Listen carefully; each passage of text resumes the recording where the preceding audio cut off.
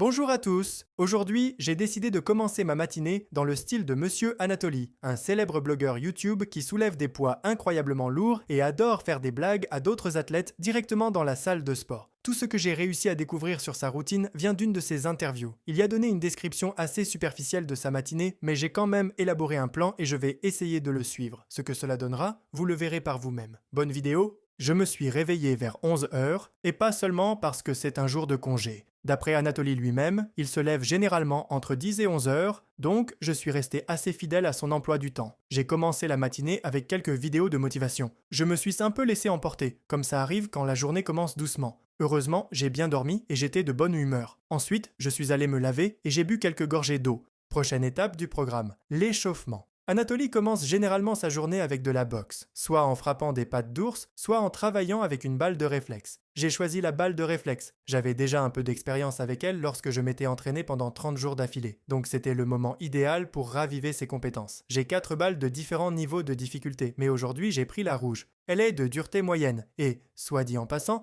elle allait parfaitement avec mon t-shirt. Coïncidence? Je ne crois pas. Dès que j'ai commencé à travailler avec la balle, elle s'est mise à rendre les coups. Quelle chance! Je me suis dit, ce n'est pas pour moi. Je plaisante. J'ai mis une veste et je suis sorti pour faire un vrai échauffement. Et oui, même si c'est presque l'été sur le calendrier, il faisait en réalité froid et il pleuvait à verse.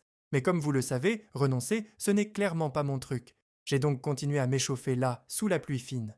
J'ai bien commencé, même si mes mouvements n'étaient pas toujours précis, vu que je ne m'étais pas entraîné depuis un moment. Mais la technique était là. Le corps se souvient comment boxer. C'est devenu plus difficile au fur et à mesure. Mes mains devenaient mouillées, la balle aussi, et elle commençait à glisser. Mais c'est ça qui rend la chose excitante. Allez jusqu'au bout. Au fait, si vous vous demandez pourquoi taper sur une balle est le premier entraînement de la journée, premièrement, c'est vraiment captivant. Une fois qu'on commence, on a du mal à s'arrêter et le corps se réveille doucement. Et deuxièmement, la balle de réflexe est excellente pour développer la vitesse de réaction et la coordination, des compétences utiles non seulement dans le sport, mais aussi dans la vie. Personnellement, j'adore travailler avec la balle de réflexe. Vous avez déjà essayé? Partagez votre expérience dans les commentaires, je serais ravi de savoir comment ça s'est passé pour vous. D'ailleurs, j'ai même réussi à faire une combinaison avec différents esquives et mouvements. Elle était plutôt longue et fluide. Ça m'a rendu particulièrement heureux, car je ne me souvenais plus de la dernière fois où j'avais pu tenir aussi longtemps sans m'arrêter. Ça m'a vraiment redonné le goût de l'entraînement. Environ 1 heure plus tard, c'était l'heure du petit déjeuner. Anatoly prend généralement une collation à peu près à ce moment-là aussi, donc j'ai décidé de suivre son exemple. Je me suis concentré sur les protéines. J'ai fait frire quelques œufs et je les ai mangés tranquillement, en pensant à l'entraînement à venir. Après ça, je suis passé à la partie principale. J'ai commencé avec des pompes, un classique. Mais j'ai vite réalisé que ce n'était pas suffisant. Puis je me suis souvenu des haltères qui prenaient la poussière chez moi. Il s'avère qu'elles sont bien trop légères, plutôt adaptées pour un échauffement ou des exercices de boxe. Et puis la question s'est posée, que faire ensuite? Je ne peux pas aller à la salle. Un abonnement coûte actuellement environ la moitié d'un salaire et je ne suis pas encore prêt à dépenser tout l'argent du monde. Ça veut donc dire qu'il va falloir improviser. Très bien, faisons ça à la manière d'Anatoly, en utilisant ce qu'on a sous la main et avec une bonne dose de détermination. Et là, j'ai eu une révélation. Si je ne peux pas aller à la salle, je vais créer la mienne. Je suis allé au magasin. Il pleuvait toujours sur le chemin et j'ai été complètement trempé. Là-bas, j'ai acheté 2 packs d'eau en bouteilles, chacun contenant 6 bouteilles de 1,5 litre. Cela faisait environ 9 kilos de chaque côté. Je me suis dit que c'était largement suffisant pour commencer. Pour être honnête, je commençais déjà à être fatigué rien qu'en portant l'eau jusqu'à la maison.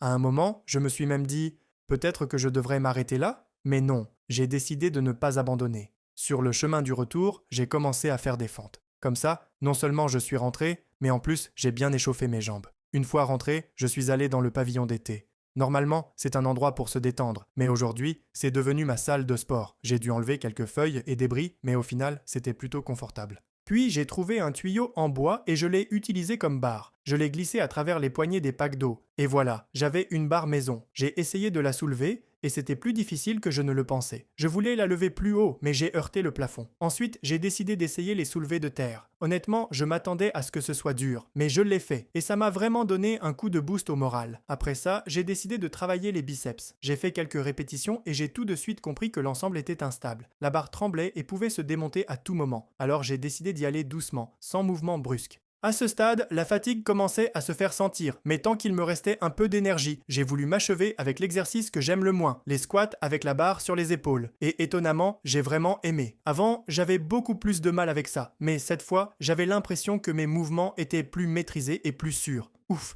c'est vraiment costaud. Pas seulement à cause du poids, mais surtout parce que la barre elle-même est instable. Je vais faire encore quelques séries, et je pense que ce sera suffisant pour aujourd'hui. Ensuite, j'ai fait un développé militaire pour travailler un peu mes épaules. Après ça, j'ai complètement détruit mes jambes avec quelques fentes finales. J'ai terminé mes biceps avec encore quelques curls. Et juste à la fin de l'entraînement, c'est arrivé. Un des packs d'eau a lâché et les bouteilles se sont détachées.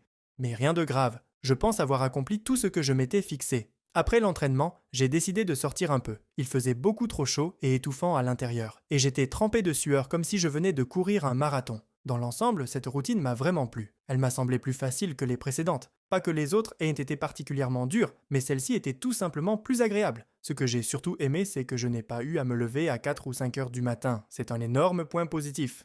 Je pense que se lever à 5 heures n'a de sens que si on dort suffisamment, c'est-à-dire si on se couche vers 21 ou 22 heures. À l'époque où je filmais les routines matinales de différentes célébrités, je me couchais vers minuit, et clairement, ce n'était pas suffisant. Donc si un jour vous voulez suivre la routine de quelqu'un d'autre, assurez-vous de l'adapter à vous-même. Le plus important, c'est de ne pas nuire à votre santé physique ou mentale. J'espère que cette vidéo vous a plu. Merci de l'avoir regardée, n'oubliez pas de liker et de vous abonner à la chaîne.